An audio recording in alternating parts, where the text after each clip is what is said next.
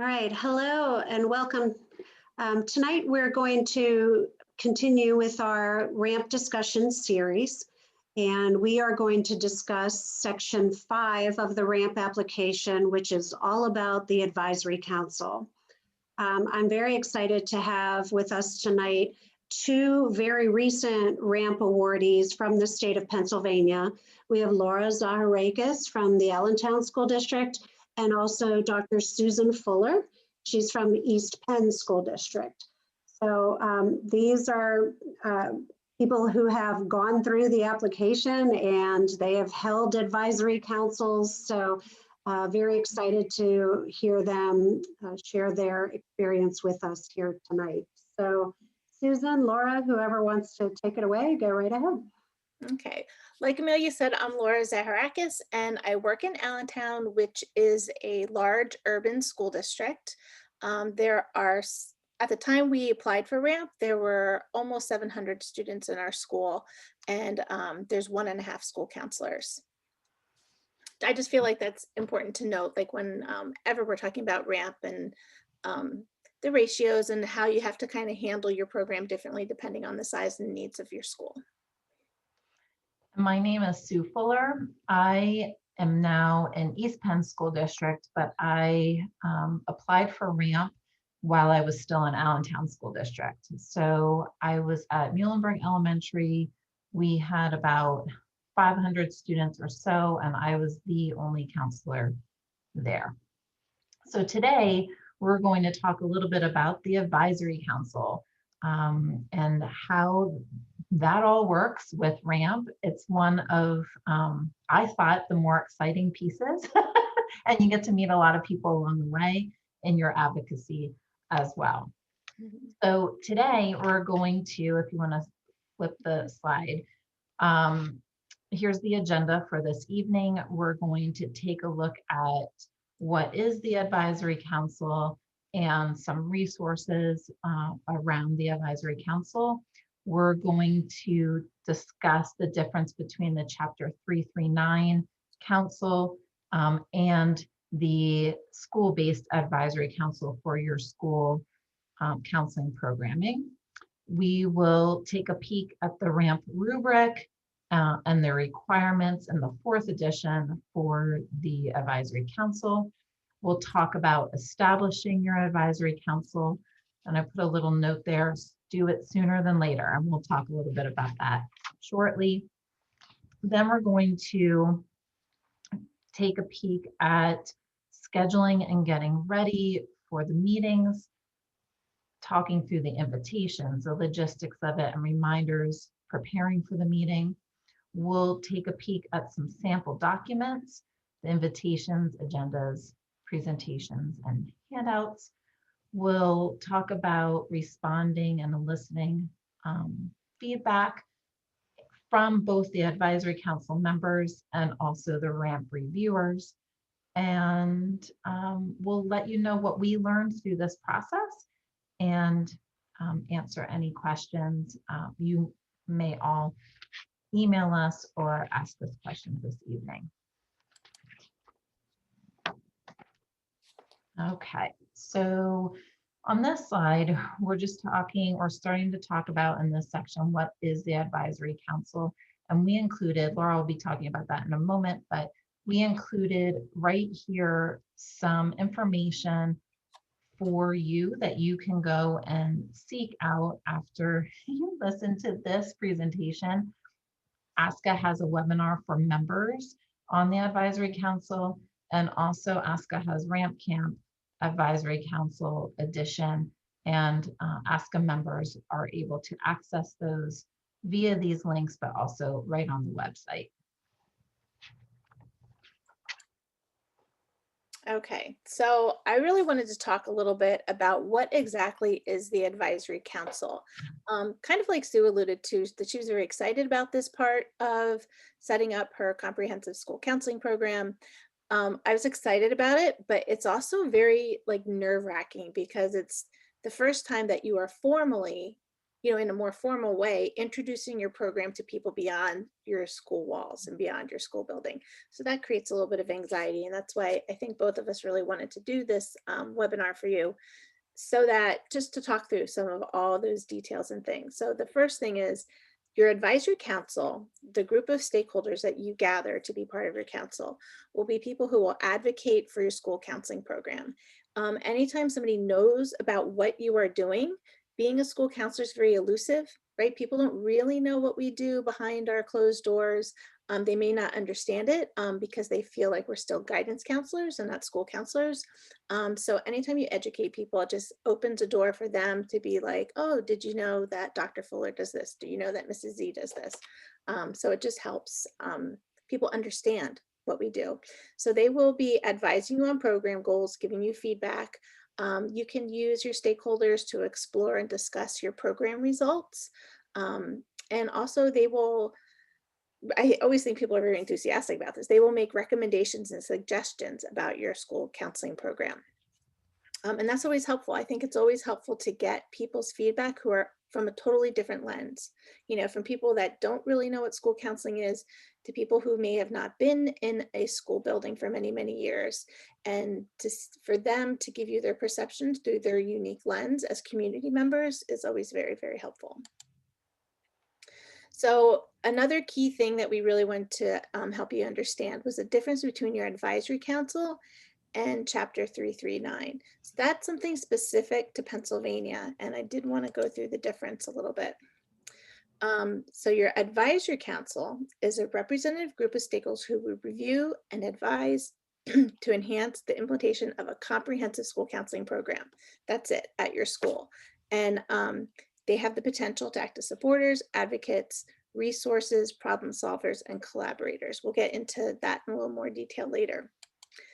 But it's different. It sounds like it's the same thing as the Chapter 339, but it is a little bit different. So the Chapter 339 was really that whole plan that was developed from the Pennsylvania School Code was really to make sure that all school districts in PA were implementing a comprehensive program of services for all grades. But the purpose of the Chapter 339 is to underscore the importance of the PA career and work standards. So I think the focus is a little bit different. Your Chapter 339 Advisory Council or Committee has a little bit of a broader scope because it's district-wide. And at the same time, it has a more narrow scope because they really are there to support the schools, the teachers, the school counselors, other school personnel, all in working towards achieving that goal of teaching the students the career and work standards and making sure that they're ready for post-secondary education or work or college or military service, whatever their path is. So I put on here this big arrow just so that you remember that the Chapter 339 in the schools, school counseling program advisory committees must be distinct and different. And that is something that will be illustrated in your application. So just make sure that it's not the same group of people, and your agenda will really weed that out and illustrate that better. So here's just, a little bit more of distinctions of kind of what I just went through. So I want to just focus on this bright blue side, that the ASCA National Model Advisory Council is really to focus on your school-specific comprehensive school counseling program and those school-specific goals, program goals that you have. It's not a subset of another advisory group or committee. School counselors take the lead in creating the council and planning the meetings. Your Chapter 339 Advisory Council, it might not be a school counselor who takes the lead. It could be, and it might be a central office administrator. It might be a different kind of administrator. So it's not always the school counselor. In your advisory council, all domains of the program, the academic, social, emotional, and career are reviewed with the stakeholders. So it's not only focused on career education. And actually, the Chapter 339 Advisory Council isn't either, but my experience, I don't know if other people have input on this. My experience is it kind of does take that slant, that it is more about, that post preparing the students for post-secondary. Your school counseling program advisory council is really, you're going to go over your program goals, your intervention plans with them. You're going to share progress data on those goals. And you're also going to definitely share the outcomes of your goals. And it's not only outcomes based on your specific goals that you're using to illustrate your comprehensive program. It could be outcomes on other things, beyond the RAMP application and the goals you illustrate there. I actually think that's a really important part, that you may share with your advisory council things that are unique to your school. Maybe you have a unique parent education program or engagement program. Maybe you have a specific social service program in your school. I think it's important to share other things beyond the RAMP application with your advisory council. And the other key thing that they're really going to look for is that your representation on your council is going to match the school community's demographics and representation. That's an important thing that people have gotten comments about in their feedback from the RAMP reviewers.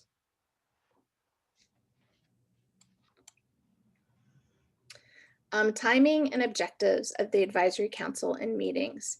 So according to the ASCA, like recommendations, they have a monthly checklist. Here's a little bit of a cutout from the monthly checklist, which I'm sure people who are interested in RAMP are kind of exploring. Their guidelines are to have 2 meetings, with the timing being October and March. But again, that's just a guideline. You have to really do what works for you. At my particular school, we didn't get it together by October. So honestly, we had it the first week of November. We had another one in February, and then we had another one in June. So we actually had 3 advisory council meetings spaced out that way, and that's fine. So again, these are just the guidelines that it meets at least twice a year and maintains an agenda and minutes. And again, this is just reiterating what I had said previously. That's advising on the school counseling vision, mission, and student outcome goals. They'll make recommendations. And number 5, I think, is really important. Like I said before, your stakeholders can really become advocates for your program. Them just knowing how much we do and what do I want to say, the expansiveness of the things that we're involved in really helps them understand our job. And they may have great ideas that you didn't think of about resources and ways to get funding, staffing, partnerships going, with the community. Also in the monthly checklist, you really, your agenda and your goals may vary according to how long your advisory council has been in place. I had developed an advisory council at my previous school. I got the RAMP distinction for Ramos Elementary School. Prior to that, I was at a school called Washington, and I had an advisory council there, but I was transferred to the other school before I got going. So this advisory council at my new school was like the first time that people were even learning about what an advisory council is and what the school counseling program is. So that agenda looked very different, I believe, than if you've had an advisory council going for a couple of years. So your agendas are going to be different, and that's great. I think that's what we need, because this is a council specifically for your school, your school's needs, and your school counseling program needs. So in this section, we're going to take a peek at the requirements for the advisory council. We included the link here, and we'll also be sharing this presentation with the attendees today, and it will be available for those that are not attending. We included the link here for the RAMP rubric, and just to note that this section is 6 points in the RAMP application. So overall, the requirements for the advisory council is that we must meet at least once in the fall and once in the spring. Should be made up of 8 to 20 members. I always look at that 20, I'm like, holy cow, that's a lot of people to gather together. But I don't know, I think it's kind of exciting to have more people too, and a wide diversity of folks involved. Must have an agenda, and you must use a template. When Laura and I applied for RAMP, we did not have templates for the agenda or the meeting minutes, both of those, you must keep agenda, you must have the agenda, you must keep minutes, but both of them now have a template attached to it. And also, you need to have handouts, and you need to save your presentation and have your presentation as part of your RAMP application.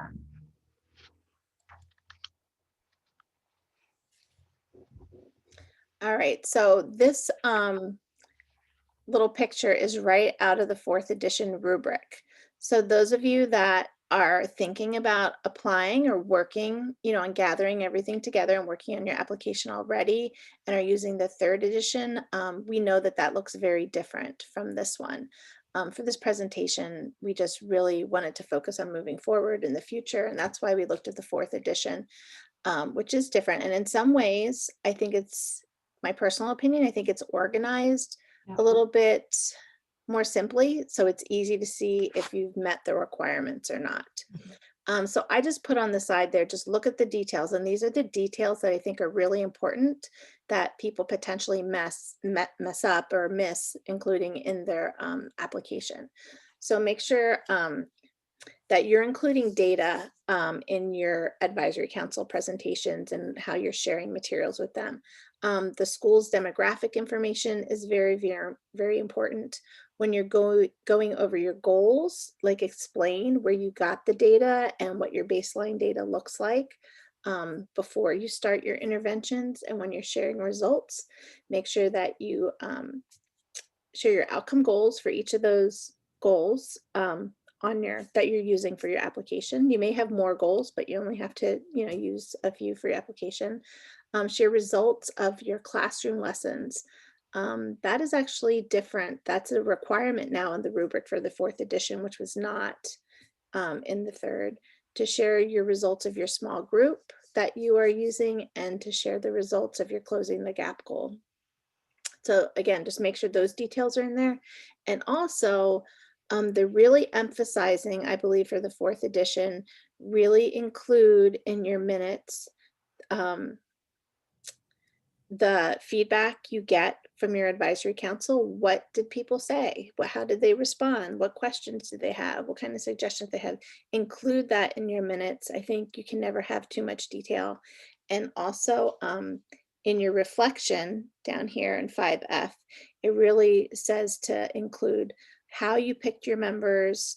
Make sure that your members on your council represent diverse voices of your school community. So again, going back to the demographics of your council, kind of matching the demographics of your school, and illustrate for them, explain to them how your council helps your program.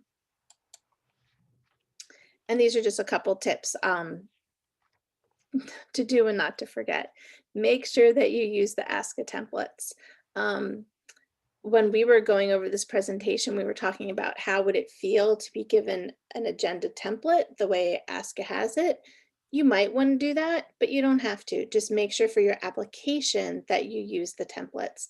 So you might have a more fun, personalized, more friendly way to present your agenda, and also a way to share your minutes with your advisory council members after the meetings. But you need to copy and paste it and make sure you use the ASCA templates or you'll lose points for that. Include students if appropriate. I don't think people always think about that as having them on the advisory council, but if it's appropriate for your grade level and the culture of your school, definitely invite some students to be part of the process. My big tip is on your agenda, as a bullet point on your agenda, put in their feedback so you don't forget to include it in the minutes. So if it's a bullet point on your agenda, then you're going to take minutes right there and you're going to include it.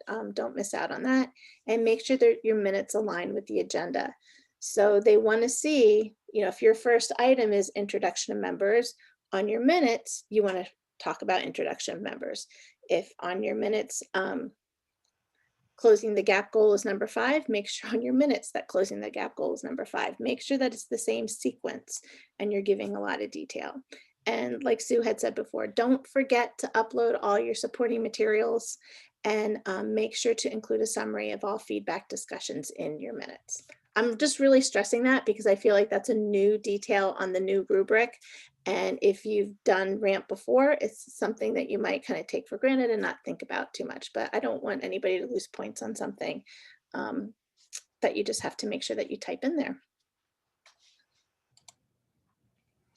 So let's talk a little bit about establishing our advisory council, the emotions involved in it, getting it up and running sooner than later, using needs assessment, and also who to invite. So when I say sooner than later, if you could flip the slide, Laura. How I want you to think about it is, if at any time you are thinking maybe in the future you would like to apply for RAMP, or maybe you're just thinking about doing some things to strengthen your program and really make sure your program is meeting the needs of all students, then you need to establish your advisory council. I established mine the year before I applied for RAMP. And I did it then because in Allentown, we unfortunately have a lot of turnover of administrators. And I was in a position that particular year where I thought I need to just go for this, because with all the turnover administrators, I'm not sure if I'm going to be able to apply in the near future. So I got the advisory council up and running, and then I applied the next year. And the RAMP reviewers did make feedback about that, gave me feedback about that, and I had to explain that in the narrative. But what I'm saying is, just if you are thinking at all about this, want to improve your program, just get the advisory council up and running, and it'll really be helpful for you in your program. Acknowledge your feelings about that.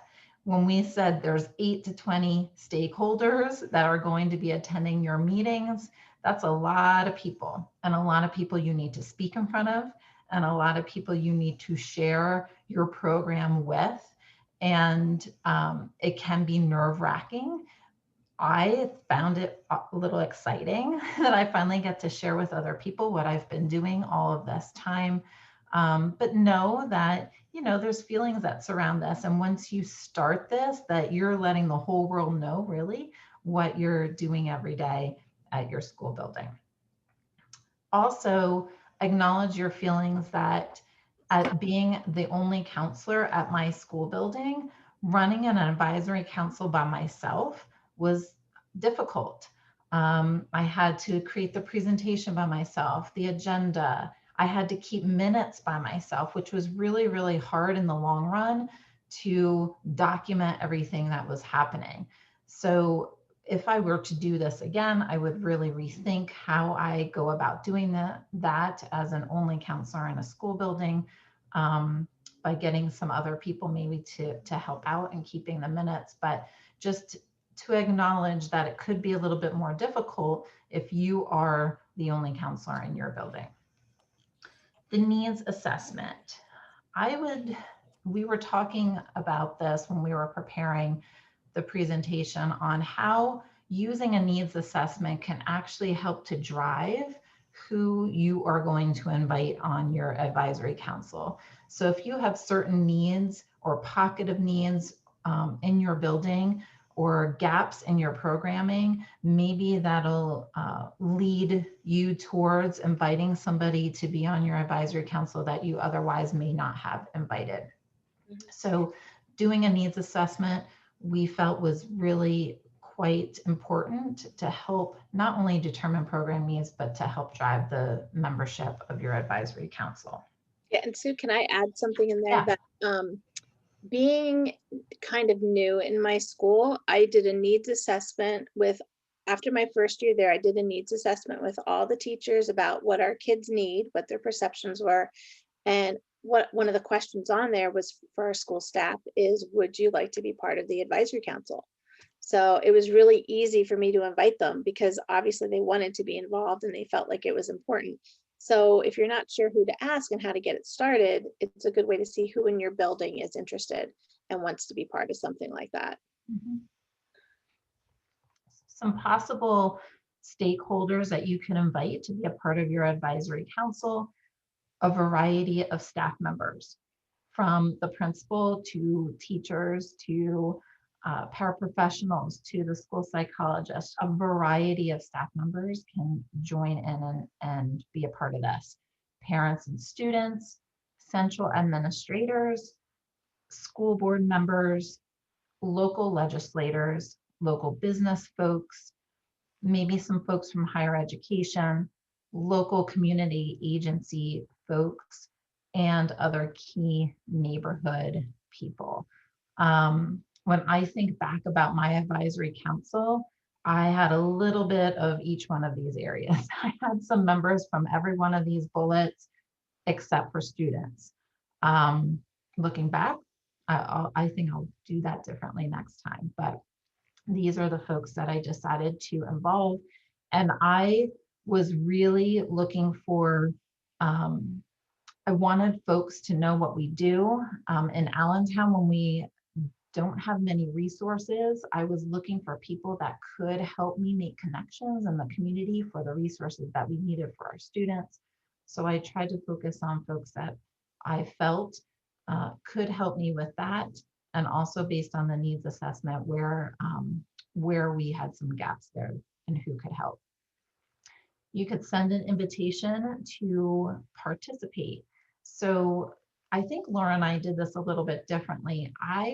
I think, if I'm remembering correctly, I believe I called some folks initially and asked them if they would like to be involved. I sent some emails initially to ask if they wanted to be involved. And then eventually we'll talk about this in a moment. I followed up with them the invite to the actual first meeting. But you could also probably combine your meeting invite with your invitation to participate as well. So you might be explaining what the advisory council is, and then in there have the information about that first meeting so folks can respond and RSVP right there. All right, scheduling and getting ready for the meeting. Let's talk a little bit about invitations, logistics, reminders, and preparing. So if you flip this slide, Laura. Okay. So there's a lot to consider, I think, when you're getting started, because you not only have this diverse group of stakeholders, which is really exciting, but you also have a diverse group of stakeholders that come from business, that come from higher ed, that come from central admin, and you're trying to figure out what is the best day to have a meeting, what's the best time to have a meeting, time of day, and what modality. I think we've learned this past year that possibly doing meetings such as this virtually might make sense for us going forward, because folks can join in from their place of employment and don't have to worry about traveling and fighting the traffic and all of that. Or maybe you might decide to have your meetings in person. So of course they have to be in fall and spring. Just keep in mind though, especially that spring date, that you give yourself enough time to have collected all the data that you need to be presenting at that meeting. I did my spring meeting in June, each time I did it. So it gave me enough time to be able to sort through all that data and get it ready to present. Consider what day of the week. The time of day can be challenging, because when you have staff members involved in your advisory council, you need to make sure that they can attend. And if you have teachers involved, you have to set it at a time when maybe you don't have to worry about finding a substitute teacher for them. So the time of day can be tricky to figure out. And then of course, like I said, deciding if you're going to do it virtually or in person. Space for the meeting, virtual in person, make sure that you reserve your space if you're holding it in person, and then include on your invitation where you're holding the meeting at, so everybody knows when they show up at your school building where they're going to go or where they need to ask to go. So if they know it's going to be in the library, then they can just feel okay about asking somebody, hey, can you, point me in the direction of the library instead of saying, I'm here for a meeting and I'm not really sure where it's at. So just include that in your invite. Inviting members and include an RSVP. I made a mistake here. The very first meeting that I had, I didn't include an RSVP. So later on, I had to go back and kind of follow up a little bit to see who was coming. So my suggestion would be in your invitation to have some sort of RSVP, whether it's a quick Google form or just ask people to email you back, whatever it is, to reply.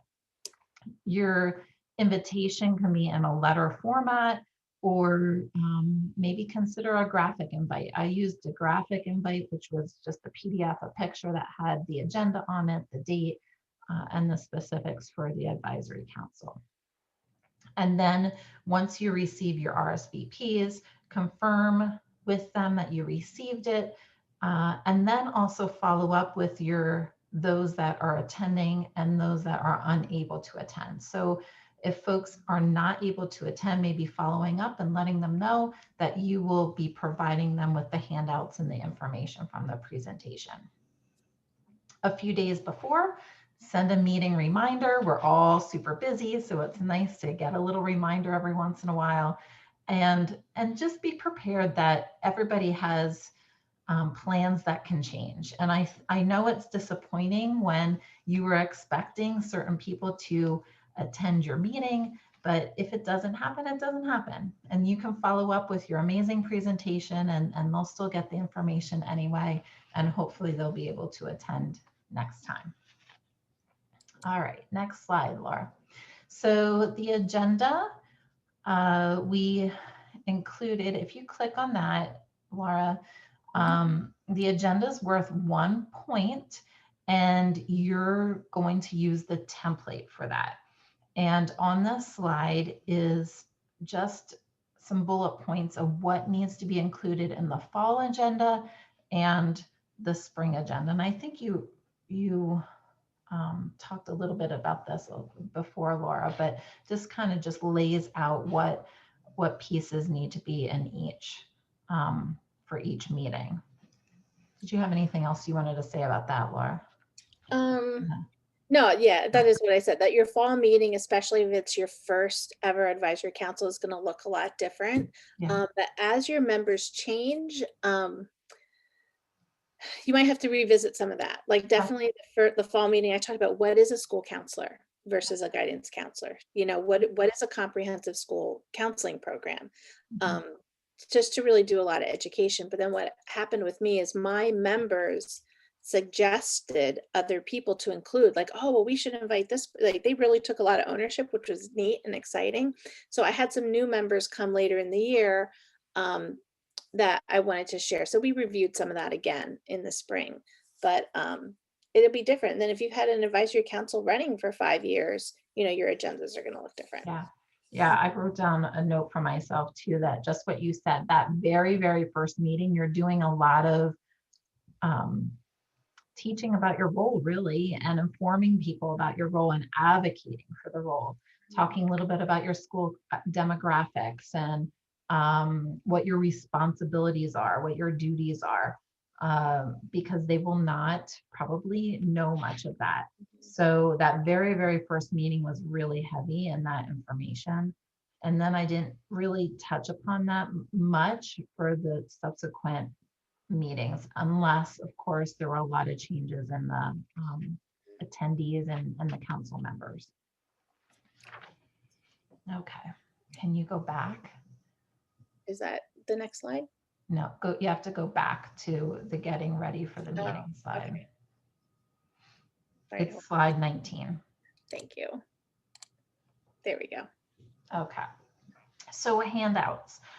You need to have handouts for the attendees, and those unable to attend, make sure you keep hard copies, or if they're not attending, you can just give those folks access to the documents when you send a follow-up email or send out your presentation to them. refreshments. Everyone loves a good refreshment. So it's always a nice gesture to have a refreshment available if you're doing in person. I know, like, I've been reading a lot about folks doing virtual meetings and sending refreshments to the attendees. I think that would be kind of cute and fun. I don't know if I could get my act together enough to do that, but that might be a nice gesture too. Presentation, decide what modality you're going to use, virtually or in person. And if you're doing it in person, are you going to use some sort of technology?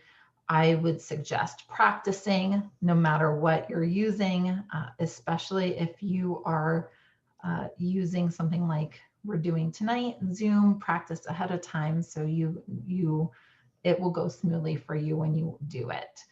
And then consider using some participation tools to involve everyone. Ideas like Padlet are always fun to use. In person, some activities to use to get everybody involved, to give their feedback, because obviously if you have such a big group, you might have folks that are quieter, you might have folks that are louder. So using some sort of modality to get them all involved so you can hear feedback from everybody is just good practice. Your atmosphere and technology, think about your seating arrangement. I had my meetings in the library and I pushed the tables all together to make a gigantic square so we could all see each other, and it felt like a nice cohesive group, and it didn't feel so much like I was standing in front of them and presenting my information. If you're using technology, if we've learned anything recently, have a backup plan, because sometimes technology does not work. So I would probably be the person that had I would be having paper copies of my handouts for everybody. And of course, I would probably be sending out my presentation ahead of time so folks can access if they, on their devices, if they're Zooming in. Yeah, and I think too, it's great to have, like, we had folders for every member with all of our handouts, because it's nice to give them something to take with them, so they don't forget about this meeting that you had, and again, it's another point of advocacy if they can share with other people. Hey, look, I went to this meeting and I got this neat report. Did you know that school counselors do all of this? Yes. So I mean, I even shared the ASCA graphic of the recommended ratio of 1 to 25 and then what the statistics were across the country, by state, stuff like that. People don't know because if they're not in the field, they don't know. So it's really important. Yeah. And then the last bullet on this slide are the minutes. Again, there's a template and the minutes need to match the agenda. So I'm thinking it makes sense to have your agenda and then just keep your minutes right on your agenda items. That might be the easiest way to do it. Here outlines what is required in the fall and the spring on your minutes. And it corresponds with your agenda items. You get 1 point for the fall and 1 point for the spring on the minutes. And I just wanted to note that it's hard when you're running the meeting to take really detailed minutes. And I will be honest, I didn't at the time. I went back and I took notes afterwards on each of the items, but I think it would be a little bit easier if you maybe had somebody help you take minutes. If you're by yourself or if you have a partner in crime, that person could help take minutes as well. All right, so Laura, we're going to go to slide 22, the sample documents. Okay, so I'll go ahead. Yep. All right, so here we just put our sample so you could see how different things look. So Sue had mentioned that she used a graphic. Oh, this is your slide, Sue. I'm going ahead. Go ahead. Right. And if we want to link here so we can show it to you. There you go. So, I mean, it's very fun. It's very elementary, right? Very fun, full of life, right? I love it. I love it. I wish I would have thought to do something like that. So it's like getting an invitation. And I like how she put the agenda here, so people knew really what is this meeting? What are we going to do at this meeting? So I think that was a really cool idea. And then mine's a little more boring, but this is a sample of the invitation. It's a letter to, and these were 3 school board members. So what I did is we have a pretty big school board. So I decided to invite the ones that had come to our open house in September. And also this one, Miss Gerlach, she had been on my advisory council at my previous school.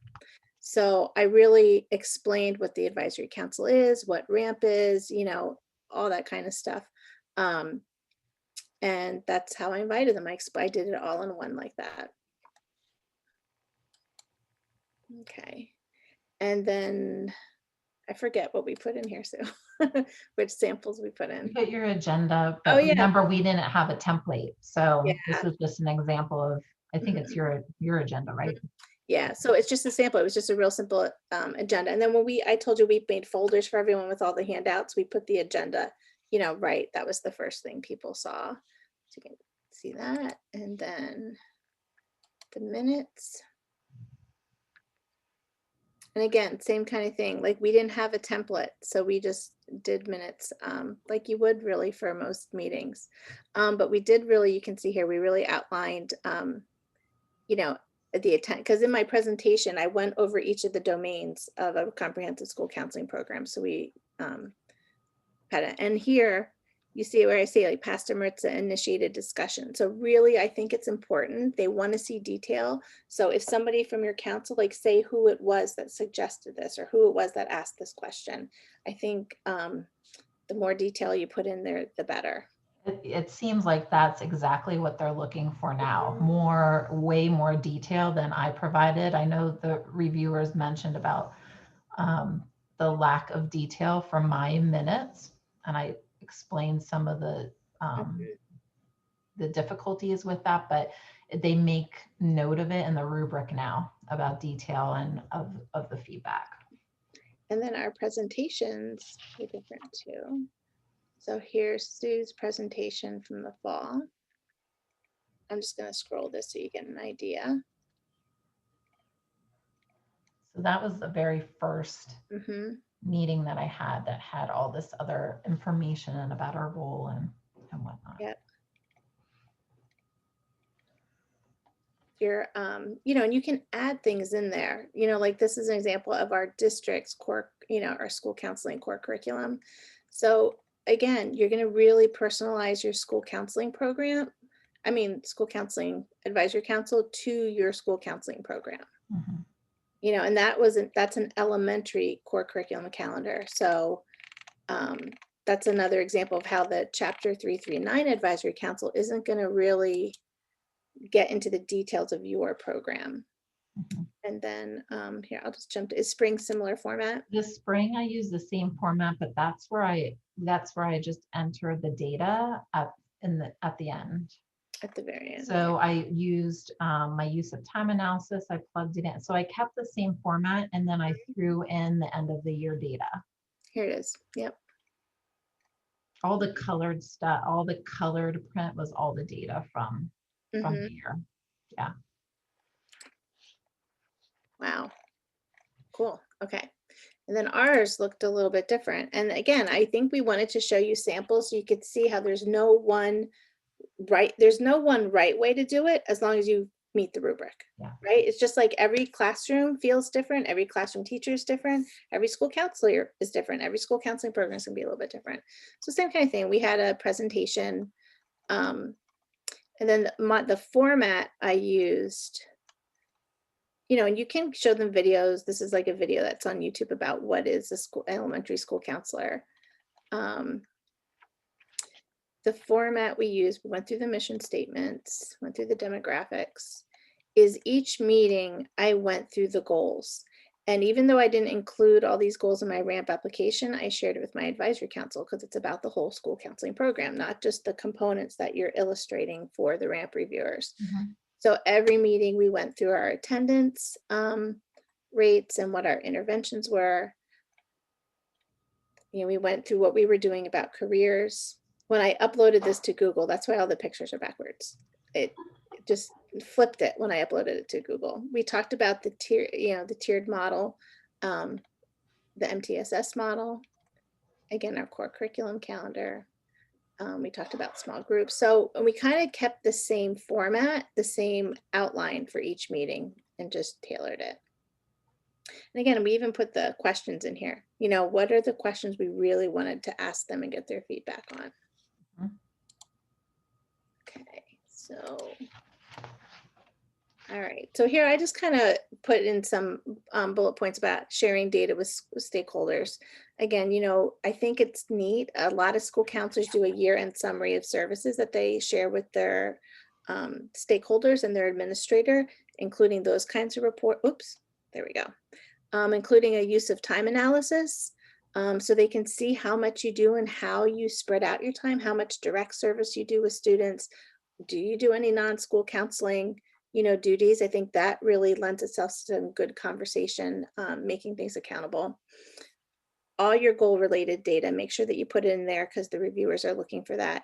And add in samples of your school culture. What is your PBIS program like? What's your mission statement? You know, do you run a club? And there's, you know, some neat photographs or examples of that. Anything that shows what you do and what your school counseling program looks like.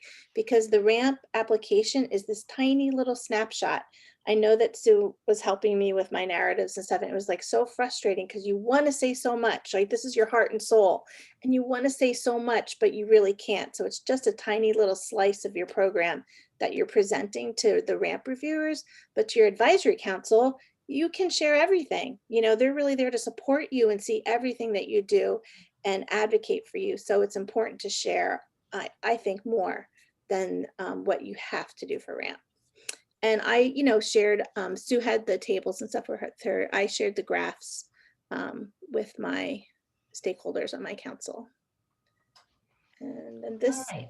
this So part. listening and responding to feedback. So if you flip, Laura, we just wanted to mention about preparing yourself for comments and reactions from your advisory council, and also comments and reactions from the RAMP reviewers.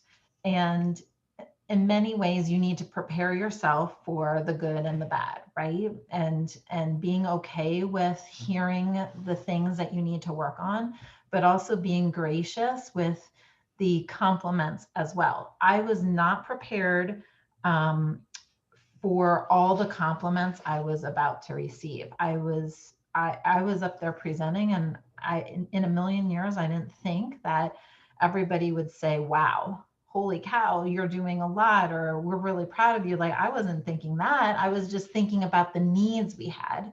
And I thought we were focusing on that, and I wasn't really ready for all the good stuff that followed. But be honest with any questions that pop up. Maybe use examples, give examples to help respond to those questions. And also, I just wanted to point out that the council members did, when I did the presentation with them, they did ask specific questions about specific numbers of things in the presentation, whether it was number of students, frequency, whether it was the use of time analysis. They asked specific questions about those things. And they also asked questions about why I thought some of the trends or some of the things that I was presenting in the presentation happened. And I don't know if I was quite prepared for that. I mean, obviously I answered the questions, but I wasn't thinking that they were going to be very precise and asking about certain things in the presentation, and they were. I would say if you don't have those answers, when you share your minutes with them after the meeting, you know, you could include, like, just always be honest and transparent. Like, well, I'm not really sure that number right now, you know, but I'll find out and share it with you. It's okay not to know everything. Mm-hmm. And then when you do apply for RAMP and you receive your feedback, you will have, well, Laura and I received positive feedback, as well as the feedback of items that we needed to work on. So on the next screen, we included some examples of feedback from the ramp reviewers. And I don't know, this always makes me smile because I see mine right on there. And it was much more specific than I was planning on. Some of the things that were commented on were not in the rubric. And it seems like that might be remedied for this particular edition of the 4th edition and the rubric that you all will be using. It's much more specific and will lend itself to even more specific feedback. Yeah, we felt like this was important, and these aren't all from us. I also got quotes, they picked out which ones they wanted to share from 2 other schools that had achieved ramp recently. So they're not all from us, but I just felt like it'd be really helpful to see what kinds of things they say, what kinds of things they look for. And again, just details, minutes from the second meeting are lacking detail. There it is right there. So make sure you add as much as you can. And yeah, my other suggestion would be when you have that rubric in front of you, no matter what section you're working on at that time, or maybe even when you're going back and reviewing everything, I had that rubric in front of me and I checked off things as I was reading and comparing it to the rubric. So to make sure that I didn't miss anything. So at some points, the feedback from some of the reviewers were a little bit shocking because I know I included it because I checked it off and it was there. So just prepare yourself. You have to have a little bit of thick skin, and I had to resubmit. Laura was lucky enough that she did not have to resubmit, but Laura and I talked for a couple nights because I was not certain I was going to resubmit and have to do pieces over. But I did, and it was fine, but you have to have thick skin and get ready for the feedback that could be hard to take, but also that is complimentary as well. Okay, so that's really it. I think the big things, we wanted to just kind of sum up like what we learned and, take any questions.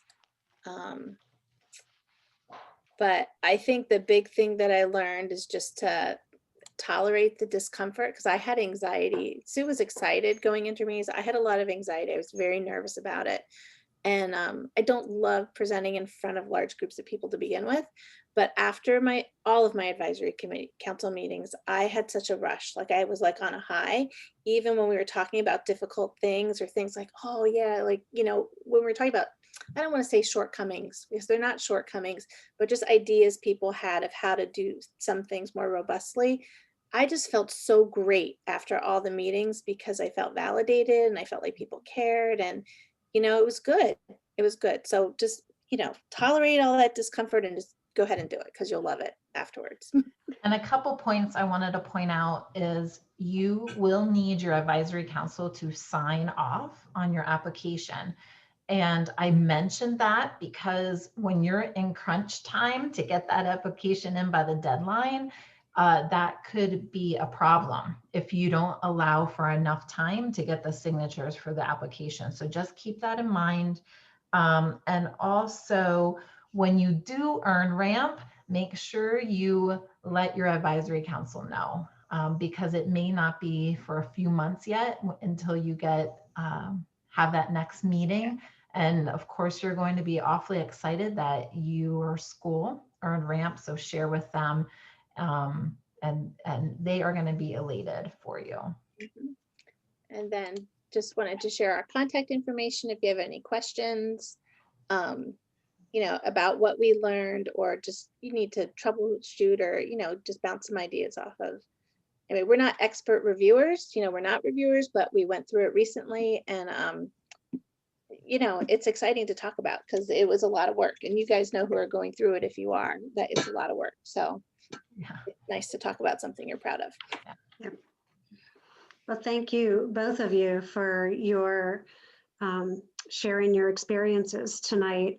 As you were talking, I was like, yep, like I was agreeing with everything you were going along with. I'm really glad to hear you both say how positive the experience was for both of you. I always tell people who are so afraid, they just don't want to have the advisory council meeting. And I always tell them, look, it's going to be the most validating thing that you do. Because as school counselors, we don't receive a lot of validation. A lot of times we work in isolation and people don't really see what we're doing. It's up to us to advocate and show them what we're doing. And I had the same experiences. My advisory council, they were just so complimentary. And now when I see members of my council, they're asking me, when's our next meeting? When's our next meeting? And Laura, I had to laugh because I had same experience with the 1 year. I had to have 3 meetings because my spring one was in April. So we really didn't have all of the data in yet. So we had another meeting at the end of May. And that was really, again, because my council was like, let's get together again. Like to them, it's fun now, and I hope that you guys all get to that same place with your advisory councils. Even if you're not thinking of applying for RAMP right now, just have an advisory council meeting. Just start with that piece, because like I said, that is probably the most validating piece. And as you're teaching other people about what you're doing, you're also going to learn more about what you should be doing. It's just great all around. So Yeah. I really do recommend it. Yeah, and Sue had mentioned, I think the other funny thing happened was when we had to get the signatures on the application, one of my school board members came to my school, sat in my office and read the whole application. Oh my all gosh. my handouts and everything. She did catch a few typos, which is great. I mean, but it wasn't my final draft either, because I needed to get the applications. I hadn't uploaded it. But I thought that just really helped me feel like, wow, she really cares. She spent 2 hours reading through the whole thing. Yep. And my funny story about that is I was at crunch time with submitting it, and my retired secretary of our school drove around that application to every advisory council member and got their signature for me. It was so sweet, but she did it for me. Well, we did have a comment in the chat, not a question, but Michelle said that this is causing her quite a lot of anxiety right now. So I hope, Michelle, from what you've heard from Laura and Sue and me as well, that it is really a positive experience. It does end up being very positive. So I hope that you do have your advisory council meeting soon. It is interesting, to now do it virtually, like we're doing this. And I'm glad you guys brought that up, that, that could be something that actually helps in the future to bring more people to be able to attend the meetings. So yeah, I'm looking at personally keeping it like a hybrid. If they want to come face to face, they can, but they can also attend virtually if they want to. So yeah, I think technology, because of all of its advances that we've made, unfortunately, during the pandemic, I think they really can help with the advisory council meeting. Yes. So, and Sue, the other thing that you brought up about you didn't have anyone to take notes for you. I'm also a sole counselor where I am. So, but I made sure, I was like, look, you have to take notes for me because I'm not going to be able to do that. And it actually, when you ask someone to help you, they feel honored to help you out. So, they don't mind doing it for you. So yeah, make sure if you are a sole counselor in your building that you don't try to present the meeting and take the notes at the same time. It's pretty much impossible to do. So I'm glad you brought that up. Okay. All right. Well, thank you so much. We don't have any other questions right now, but thank you for sharing your contact information as well. If anyone wants to reach out, feel free to contact Sue or Laura. You can even reach out to us at PSCA. And if there's anything that I can help you with to answer, I'd be happy to do that. So thank you all for joining us tonight. Yeah. Thank you so much. All right. Bye. We'll see you soon. Bye.